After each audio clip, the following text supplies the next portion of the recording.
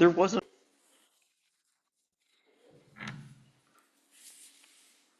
Our reading this morning is by Henry David Thoreau.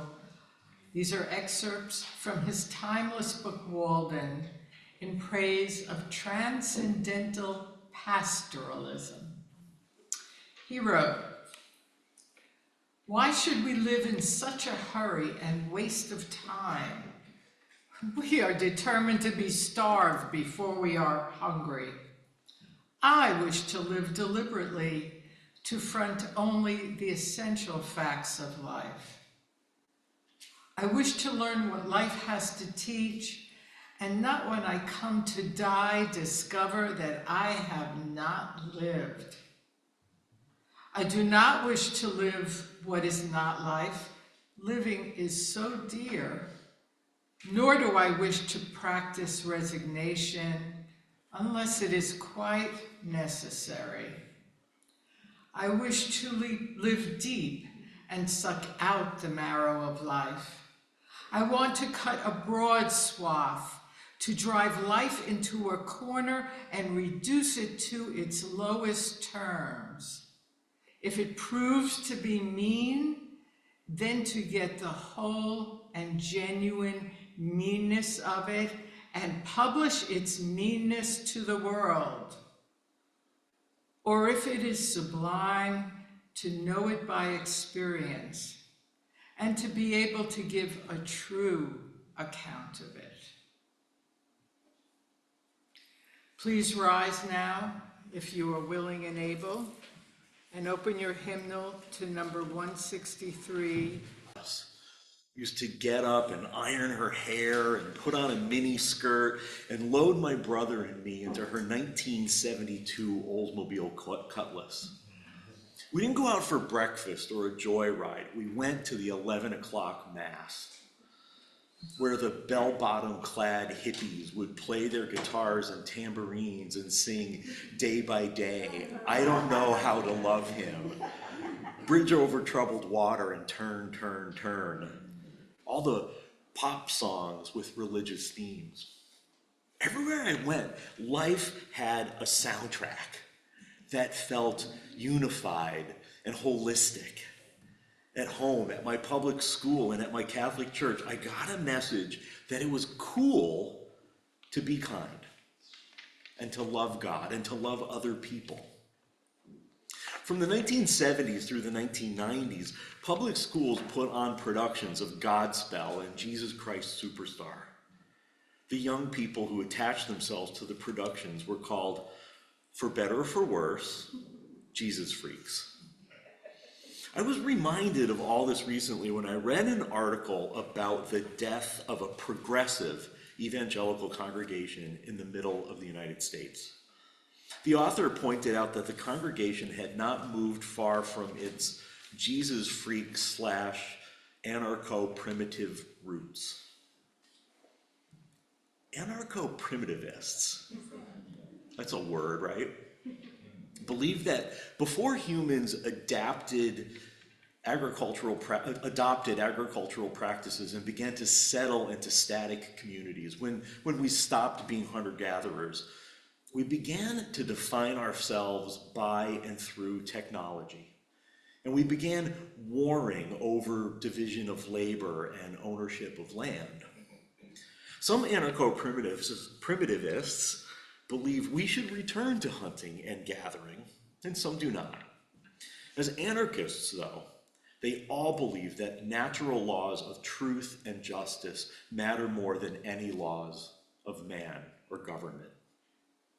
Thinking about anarcho-primitivism reminded me a lot of progressive UU ideals, of leaving a light footprint on the earth and honoring the interdependent web of all being, and committing ourselves to those values.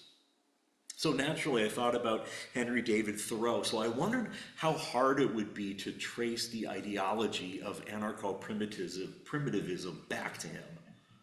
It wasn't hard at all. Literally, I just Googled that long word and his last name, and up popped an article. And it turns out that he is widely considered to be a proto anarcho-primitivist. He's an early inspiration for countless movements like the Animal Liberation Front, which opposed animal consumption and cruelty. And remember Julia Butterfly Hill, who lived in a 200-foot tall California redwood for almost 2 years to protect it from being turned into lumber? They all go back to Thoreau.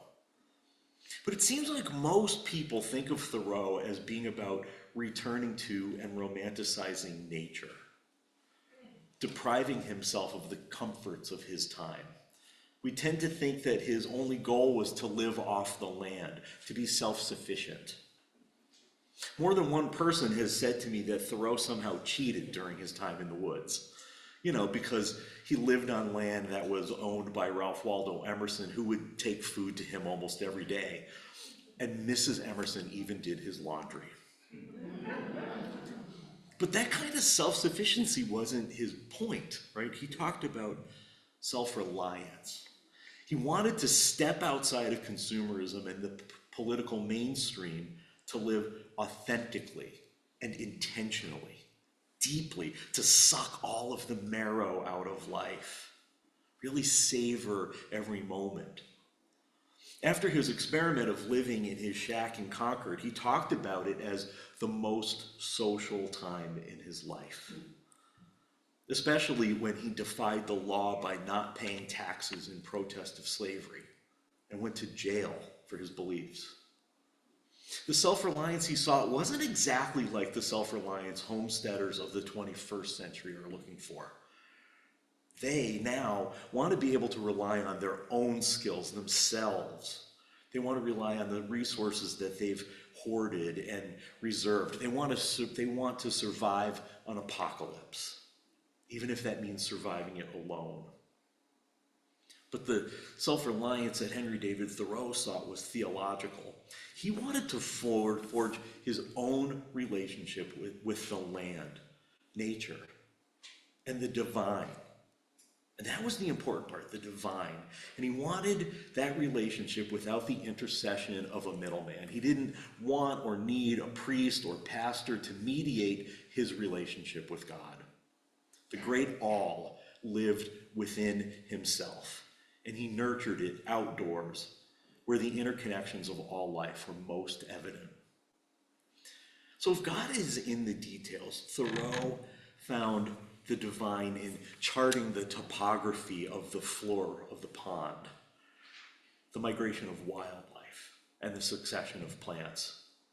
And in doing so, he was forging his own relationship with the God of his own understanding, just as he urged everyone else to do. And I think that kind of relationship is what motivated the Jesus freaks. They wanted their own relationship with Jesus, the worldly manifestation of the God of their understanding. And so they reimagined Jesus not as this stern, puritanical judge, but as a complex human being, seeking joy and connection, struggling with lust and fear. Someone they could sing with and hang out with, someone they could see more clearly, love more dearly, and follow more nearly because he exuded love, smiling and laughing. They didn't need their parents' churches to tell them what to do or how to live. Billy Graham, who advised every president from Harry S. Truman to Barack Obama, took notice of this.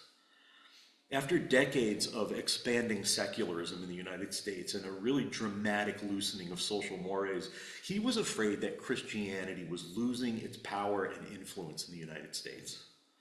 And rather than worrying about losing youth, he harnessed the energy of the Jesus freak movement and invited young people into stadium venues that would convert them more fully. He wanted to invite them into commitment, not just to a relationship with Jesus, but to the cause of Christianity. And he was really strategic about it. He would send young, beautiful, cool pastors to campuses and communes in a strategy that he called hooking the quarterback. Ringers would focus on the one or two most popular influential kids on campus and win them over, then woo them when they arrived at the church. And then all of the other kids would follow them. And they'd see performers like Johnny Cash and Bob Dylan. They'd hear from young and up-and-coming theologians like Elaine Pagels, the author of the Gnostic Gospels, who went on to be a keynote speaker at the 2005 General Assembly of Unitarian Universalists. Graham didn't just humor the youth by entertaining them. He actually let them decide about the future of Christianity and what it would look like. At first, it looked like Victor Garber out on the streets, minus the clown costume. And the mantra of the day was simple. It was 5 lines. Begin with prayer, listen with care, eat together, serve in love, share your story. And to this day, that mantra is at the core of evangelical practice, evangelical strategy. You have to remember, though, that all of this was happening in a larger cultural context. The United States had already at that point been through 3 Great Awakenings. The most recent began in the time of the Transcendentalists and continued through the radio broadcasts of Aimee Semple McPherson and Billy Sunday during the Great Depression. Early on, the 3rd Great Awakening was driven by moral causes like abolition and temperance. And later, it saw the birth of Jehovah's Witnesses and Christian Science. The thing is that from the time that Martin Luther nailed his 95 Theses to the Wittenberg Gate, igniting the fire of the Reformation, Protestantism has always been about having a direct relationship with God, without the need for priests as mediators. And during the 60s and 70s and through the 80s, young people were seeking meaningful relationship with the divine in all forms and all ways, not just through the Bible. They were using music and psychedelics and communal living and even sex to connect with exotic deities like Buddha and Krishna and that happy, smiling Jesus they were falling in love with. So Billy Graham began to welcome a 4th Great Awakening by accepting it in all of its low church, Jesus-loving diversity. But as the hippie youth became parents with responsibilities and hopes for their children's futures, they did what most people do. They settled down. They got corporate jobs. They bought houses and became more conservative.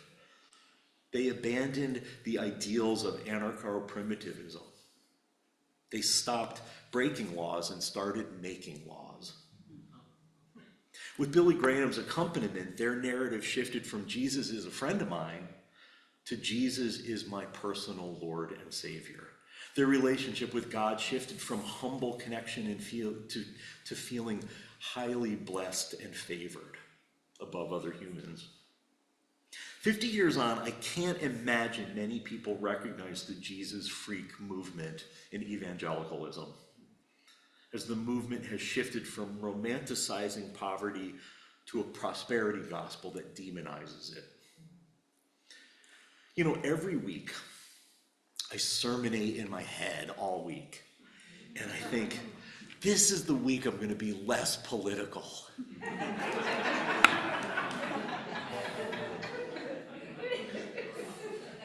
But every week I also feel like I would be avoiding my calling, my charge from Henry David Thoreau himself to protect the vulnerable and speak my conscience, to risk violence or be jailed if necessary for demonstrating against evil and speaking truth to power.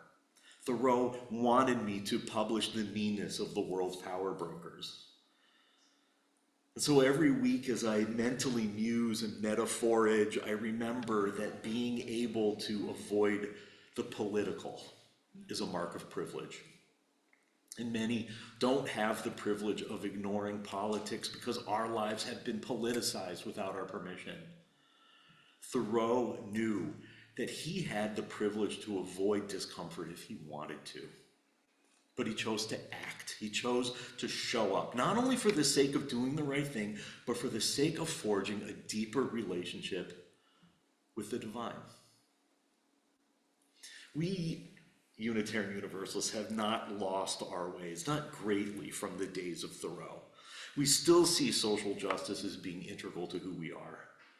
We haven't forsaken what is right and true for what is self-preserving. But if we're going to survive, we have to take a page from Billy Graham's playbook. We have to pay attention to the kids. We have to let them decide what the future will look like while totally treasuring their presence here and now. And we have to show up.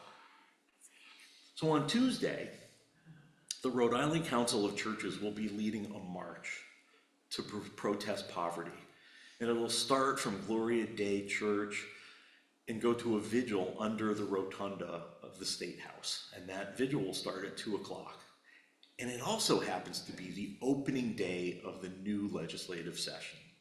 So it's a good time to show up. I'm going to be there, and I hope that you will join me if you're able. In the coming months and years, we're going to be called upon a lot to bear witness to injustice and suffering. We could retreat into the woods and hoard food and ammo and wait for the apocalypse that may never come, or we can engage and show up as we've been called to do.